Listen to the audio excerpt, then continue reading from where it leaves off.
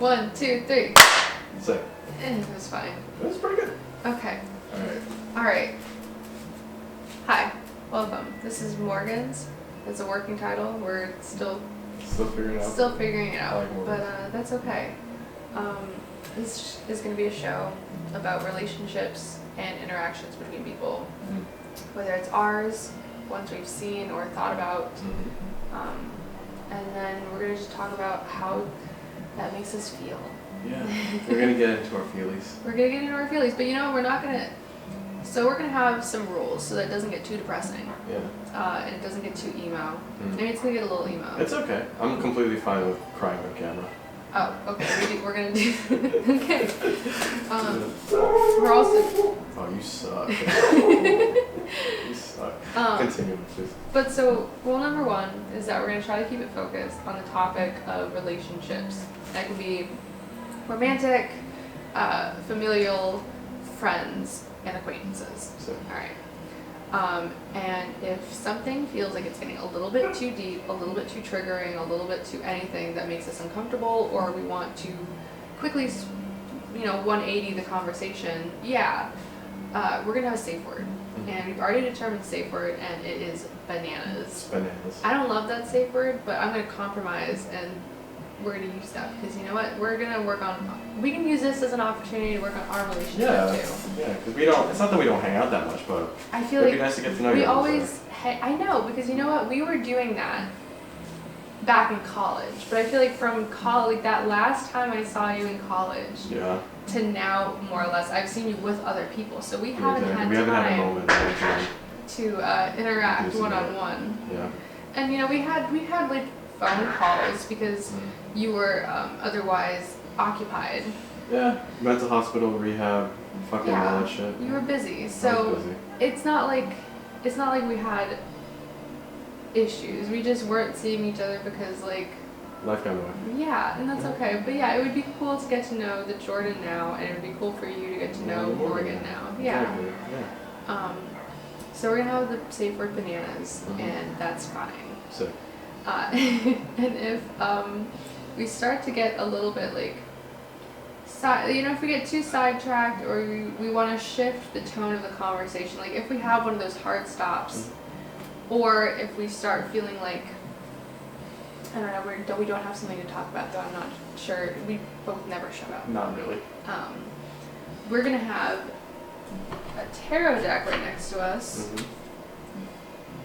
Fantastic. Yeah, it's my pocket deck, and we're gonna shuffle them up, and we're gonna flip a card, and we're gonna talk about the card's meaning in the context of our own lives, and like kind of shift it towards the tune of relationships and interpersonal coexistence. Gotcha. So we tried filming this earlier. Yeah, and there's a whole lot of noise and stuff. My dog, which is probably still going to be a mild problem until she just gets bored and realizes that she can't be in this space right now. I feel like this is that situation is a whole conversation about consent and boundaries. Exactly, because she cares and she knows and everything, and she wants to be a part of it, but it can be a little bit, not destructive, but annoying. Yeah, the lack of respect of boundaries. Exactly. A lack of understanding. I mean, to be fair to her, she's a dog. Exactly. So, a little bit different. But what's funny is that the other day I read something that like cats are the ultimate lesson in what's it called? Boundaries and consent, because they only let you interact with them on their terms, like truly, or at least when you can't force a cat to love you or care or to participate. Yeah. And I think that's interesting because I think the dogs are like a lesson in boundaries, but the opposite way. Definitely. Kind of learning how to deal with people crossing your boundaries. Yeah, they need affection. They need that constant attention. Yeah, exactly. Animals are very interesting, but then again, so are humans. Yeah, I mean, there's definitely people that are like cats and dogs that either, are disconnected and don't want, or not even disconnected, but don't want, like only want interaction on their terms. Though I think that even that, like, I think you can absolutely decide that you want to have interactions on your own terms, but then what's toxic would be kind of controlling a situation too. You can only take it to one end of the extreme or the other. You can only go so far before it becomes a problem. You really have to stay within that happy medium. But yeah, well, you can absolutely have your boundaries and what you want. It then becomes toxic if you like refuse to, I don't know, to only be the one in control of the situation as well. There's like there's a compromise. Are a two-way street. Absolutely, yeah. 50, not necessarily 50-50, but no, it's whatever works best for what works you best need. for the relationship. Yeah, because everyone has different needs, and those needs aren't static. They're not static. They're ever changing. Always, as you evolve as a person. Yeah, and that's going back to our relationship as friends. Like our needs from each other have absolutely changed. I feel like back in college, it was like we were both just depressed from being in college and like needed a smoke buddy. Smoke buddy. And like somebody to be there at the lab at midnight or to print something. Yeah. Jade. Let me see if she acts right. Yeah. But so and now it's a completely different dynamic than it was before. Because I feel like, for one, I think I was all very boisterous, or a lot more boisterous. You have big energy. I do. I have big energy, and I still have big energy. But I think I've definitely like dampened that down a little bit since become college. a little bit more calm with the fire. I think you've also become a little bit more calm. I hope so. And that's a good. And I'm proud of us for all this growth. I'm glad that we've been able to grow in similar paths. In similar ways. And I think that's interesting because I feel like sometimes people get so upset when you or like somebody and their friend grow separately. Yeah. And it's such a point of like, it's almost like a death, you know, because it's so unexpected and there's nothing you can do about it. You can't change it. If you grow in two opposite directions, and you can actively make the choice to try to make it work. Trying that with the next person. Yeah, exactly. First but sometimes it's just not gonna happen. Yeah, and so getting to the age where you can accept that in a way that's graceful. Because I think sometimes it's easy to lash out and take it really personally. Yeah. And it's both people too, because it's not just like, you know, sometimes one person. Jade, oh my gosh, come here. It's not just one person. It's usually like the both of you, and then you both feel slighted. So there's that point of tension. So it's interesting to see too how COVID has affected that. I feel like because we kind of had to pick who was most important in our lives, and some people took that very, very personally. Yeah. Or like, I can't see you. I'm sorry. I don't want to get sick. You know? Yeah. Like making the choice who and like because and that's also a lesson in consent. I think this whole COVID has been very much a lesson in like informed consent. You know, knowing like how much I interact with people and knowing how much you interact with people, like making the choice for ourselves, knowing that rather than like hiding that information. And like, you know, I'm sure there are people that there was that girl that was that got like Twitter infamous because she knew she was COVID positive and went to that party. You saw that, right? I did not, but yes, and she was like, it was a Snapchat video of some girl who knew she had COVID and tested positively, and then still went to a frat party without a mask. So it's like, that's what I'm talking about. She took the consent away from those around. I mean, they consented to go to that party. Don't get me wrong. No, but still. But no, like it's with it was with their understanding that everyone would be, you know, maybe not even everyone would be masked, but assuming that if you don't have a mask, you don't have COVID. Like kind of like what we tried to do with Jank Tank. Yeah. Like how we were like, wear a mask, use hand sanitizer, stay 6 feet apart, regardless of if people followed the law or the rules the rules that we set up. Yeah. You know, is kind of up to them, but we at least as the event runners. That the event runners tried to make it as safe as possible. Yeah, and that was it's like a trust. It's building trust Hopefully. With other people. Yeah. And so I think that's so easy. I think that's part of why it's so easy to take it personally if somebody's like, once you tell them, like, this is where I've been, this is who I've been interacting with, if they say, like, no to you, it's so easy to take that personally. Or just taking the choice of, like, not hanging out with you personally. Yeah. Because everyone thinks it's like, oh, like, I'm just a you think I'm a shitty person. Like, no, it's not even that. Or like, not you. Exactly, it's not you, it's me. It's me. The classic The classic. line. But I think, you know what's funny is that before I used to be like the one that was getting that and being like bitter about it, but now I'm the one who has to dole it out. And it's such a weird transition. I wasn't, I don't know if I was ready for that at first. Sure. But you know what it is? It's because before, the first lesson I had to do was to respect other people's boundaries. Definitely. And now the lesson I'm learning is how to respect my own boundaries and set those out and say like, hey, like up front, this is where I am. This is like what I need. Like it's nothing personal. It's not you. It's me. Yeah. I have to open up the garage in a hot second, but please continue. Go ahead. Right, go ahead. Jade's comfort is important to us. Yeah.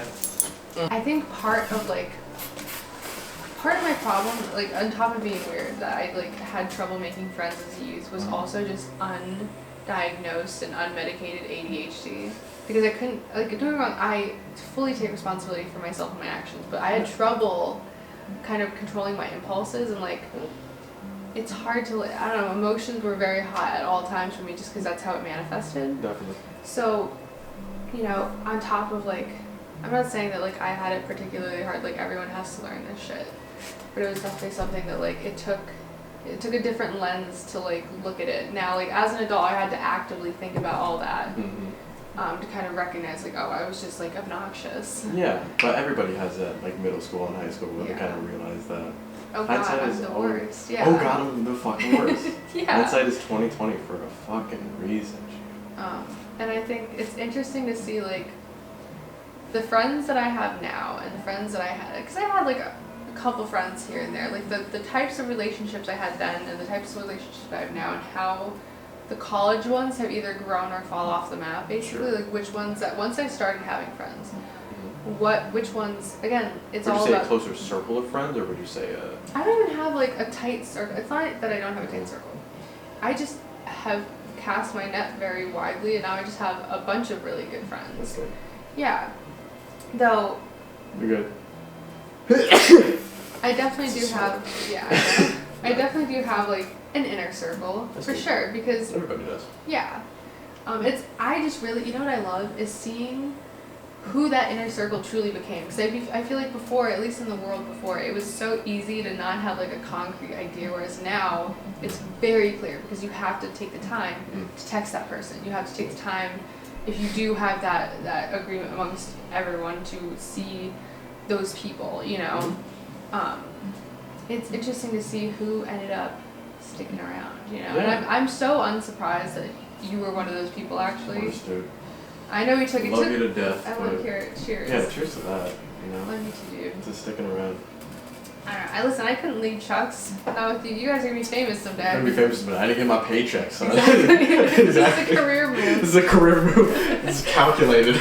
I mean, like, well, would it bother you if that was part of it? God, no. I don't care. The whole point of CHUX is I run the artist. I respect your business enough to utilize it as what it is. Seriously, hop in the goddamn boat. See if your shit works or floats. If it doesn't, then I'll just work on something. Oh my god, I'll just work on something else. Honestly, if this flops, I'll just help you in the background. This is just for fun. Exactly, it's a good thing. That's why I like this, because I'm not taking it too seriously. I think before, when you didn't have other shows going, I felt a lot of pressure to be the one to perform. But now we have Man-Child Support, which... Man-Child Support, we got 10 Minutes, we got the UFO show, we got fuck ton of other shit. And a ton of other shit in the pipeline too. Exactly, so there's the pressure's off. I'll do this regardless. Truly, if this is just a one view, you know, filler episode for CHUX. For CHUX, yeah, but it's the thing I discovered with it is you can't really do it for the views, and everybody knows this. No, exactly. You have to do it for the reasons. You know? Yeah, I'm Why doing do you this create not art? because It's like, you know. I give a fuck. Exactly, and that's exactly about my art too.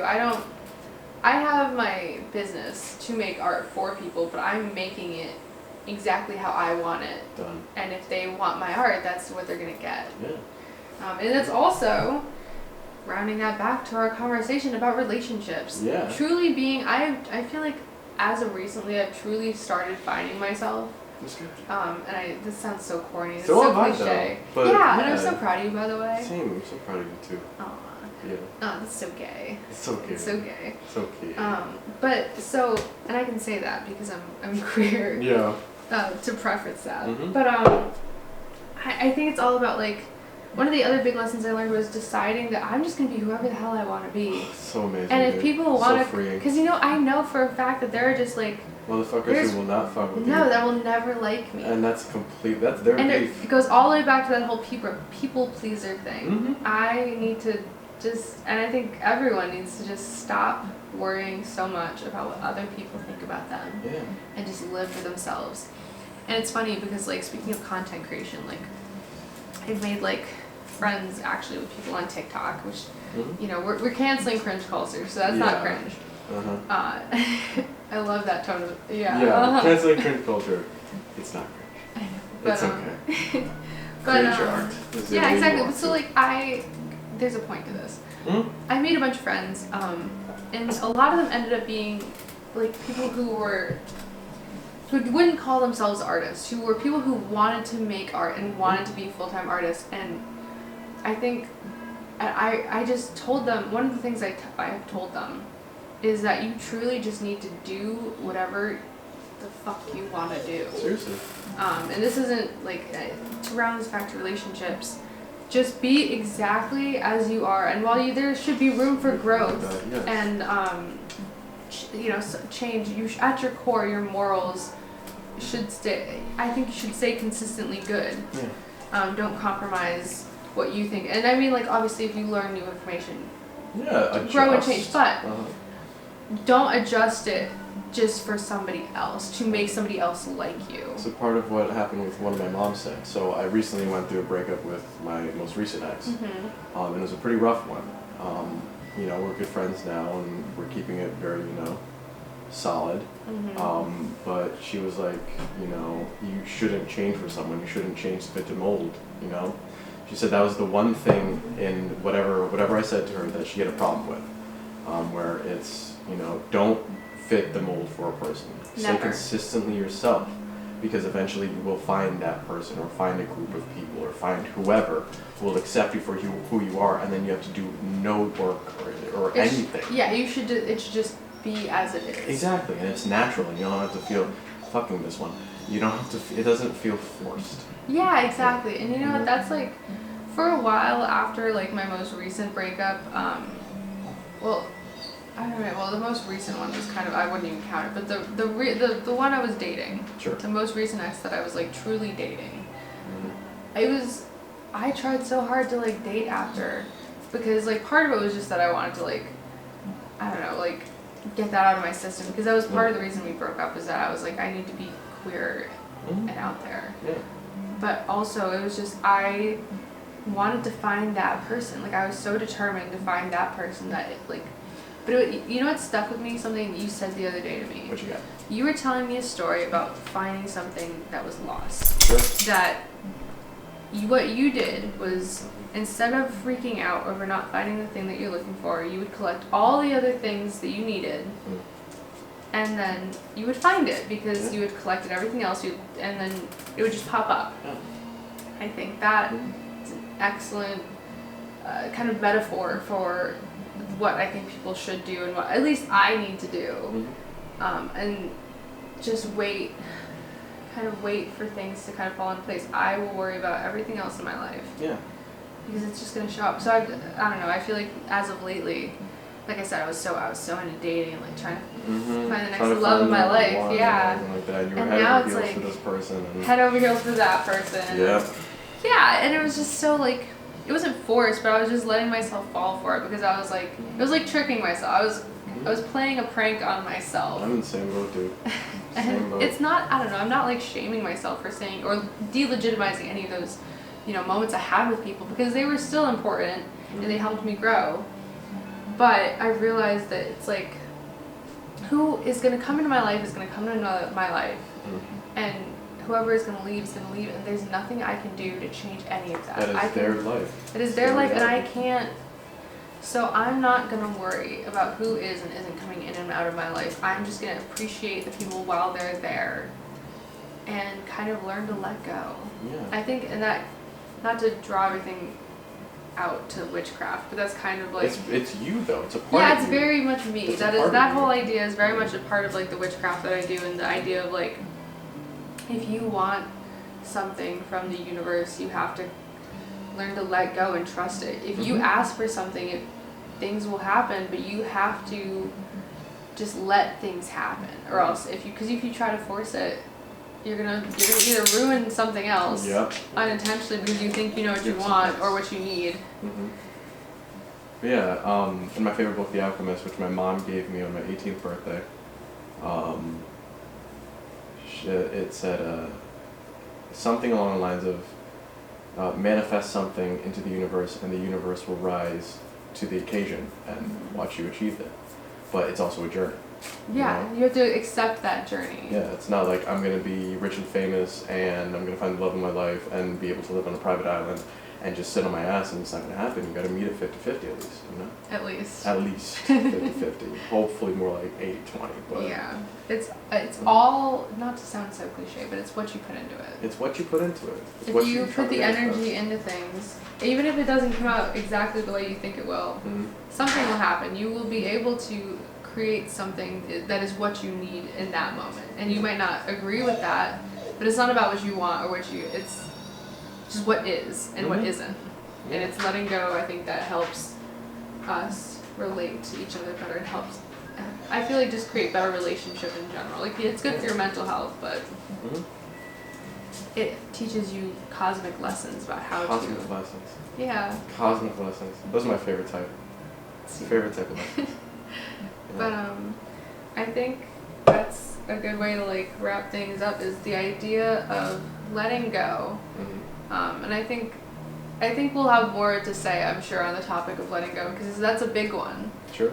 But I think in terms of letting friends go is a really important idea. Letting people kind of come in and out of your life without sadness or fear even. Word. You can be, I'll tell you about it. You can be sad if somebody leaves your life, but not letting it devastate you, because it's hard though. It is hard. It's hard. It is hard. Absolutely. I mean, listen, honestly, I think for me, friendship breakups, so much worse than actual breakups. Than romantic breakups. Yeah, and I don't believe in like relationship hierarchy.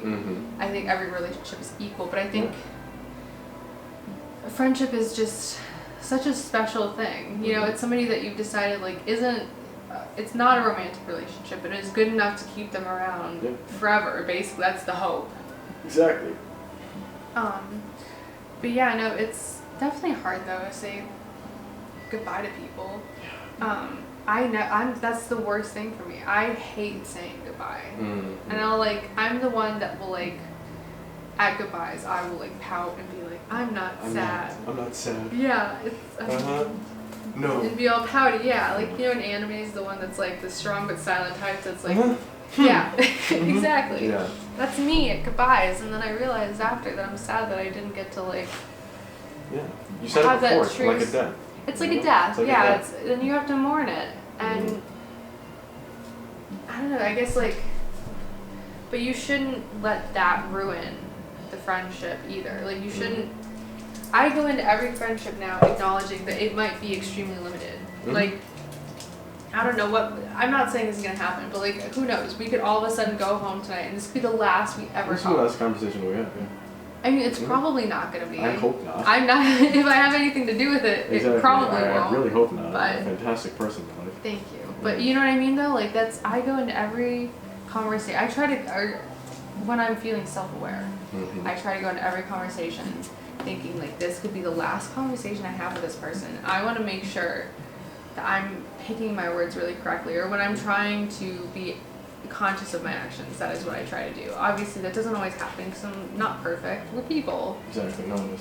But just, I think making the effort to think about how you interact with people, how you behave with other people. That was quick. Yeah. Yeah. I don't know. I make sure that every moment matters now. And I think that there's no other way to do it, because what else? What a waste of time, to waste your time like having meaningless interaction. Yeah, but on the topic of that, thank you. on the topic of that, I would say that my ex is going to be, if we're going to continue to have these, my first ex is going to be probably constant comeuppance about That's this. okay. We can have those conversations. Mm-hmm. I'm completely open to it.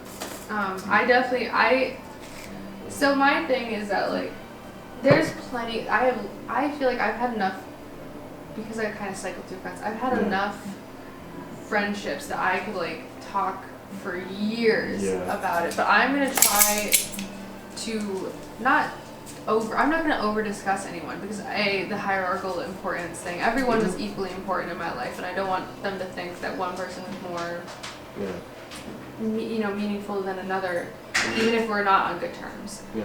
But I also don't want to sound like, I don't want to come across as bitter or like angry, because truly I don't really hold grudges over like any of them. Even people that I'm like, I might not like you, but I'm not gonna let that hurt me now. Yeah, like I was talking with Sarah, and she said like, you're taking up space in my mind rent free. Yes, exactly. Yeah, exactly. And that's just we talked about that too. That's funny. Yeah. But You're a really knowledgeable person. Yeah, but like knowing, I'll let you say. I don't know. Just I'm not gonna overshare about anything, just because I want to give those people the respect of. Not that I'm saying you're not being respectful. Of course not. But I just. This one. No, this one. Hold on. 25 seconds, and you're staying inside. But so I've made a conscious effort to. I'm going to make a conscious effort to not overshare, just because I don't care. It's like the whole rent-free thing. Yeah, exactly. I'm not going to let anyone live rent-free in my head anymore. Because if they've decided to be out of my life, like, out of life, out of mind. Exactly. It's a good quote. Which is like, I don't know, I don't want to, this is going to sound dramatic, but once somebody leaves my life, they're almost sort of like dead to me. That's fine. Like I said, like. But it's not like you're dead to me. No, it's not like bitter. Exactly. It's not in a bitter way. It's just, I also, like, anymore. it's the ADHD. I have no object permanence. Once you leave my life, truly, it's not that I don't want to, it's not that I want to think about you and I can't. It's, no, that's exactly what it is. I mean, it's just that I just can't think about them, because it's just not there in front of me. It's whoever's, and that's why face-to-face time is so important. I always try to FaceTime with people. Yeah. Because I need that constant, that reminder that you're there. Phone calls only do so much. FaceTime is a blessing. Yeah. But so I am thankful that we can have this in-person interaction. I think that we're choosing to make the time and space for this to happen, and I think that is beautiful. Definitely. I think so too. But I think that is going to be it for tonight. Okay. Thank you for joining us. Yeah. And stop recording. Perfect. Sounds good. So maybe this is audio. Yeah. But it's all good. All right, but thanks for coming. Yeah. Anyway, guys. Sorry the video cut out. Happens. It's the CHUX classic. The CHUX classic move. We'll get it one day. We'll get it one day. Much At least we have it in audio. Our relationships with CHUX is also a relationship. This is all a work in progress. It really is, but watch what we can become one day. That's the whole important point. And I can't wait to see what you guys become someday. Done and done, son. Done and done. All right, you want to do a tarot card reading? Sure. Okay, do you have like a little, shuffle? Do we have like, can you grab that right there? This thing? Yeah. This thing? Perfect. Okay. Also, the dog is not here. Can I go close the garage? Oh my god, yeah, go for it. All right, go for it, Chief. Here, I'll just. Yeah, exactly. Just kind of boom, done. Alright, did you shuffle these? No, I can't. I'm gonna do a quick shuffle.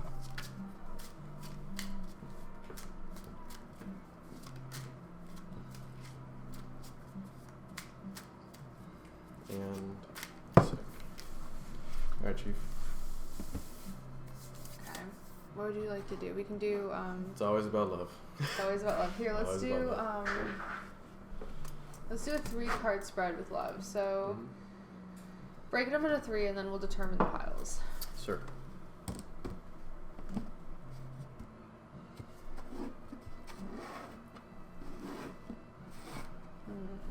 Let me think on this.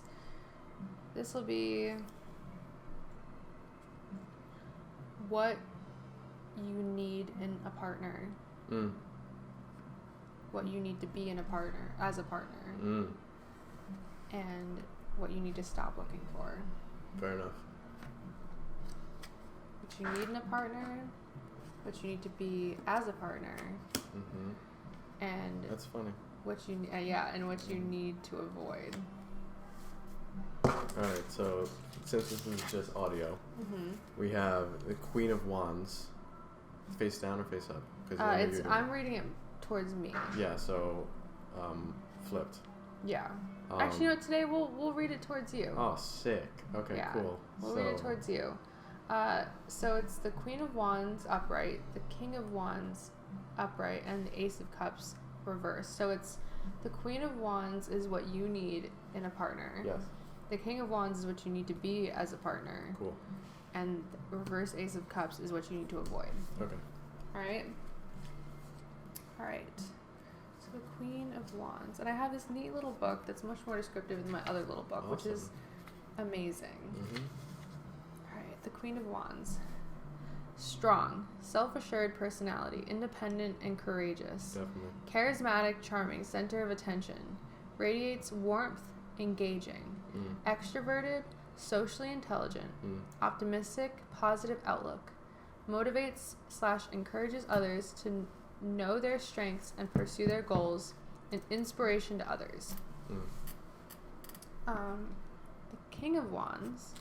And it's funny that it's the King and Queen of Wands. Queen, yeah. I fuck with that, though.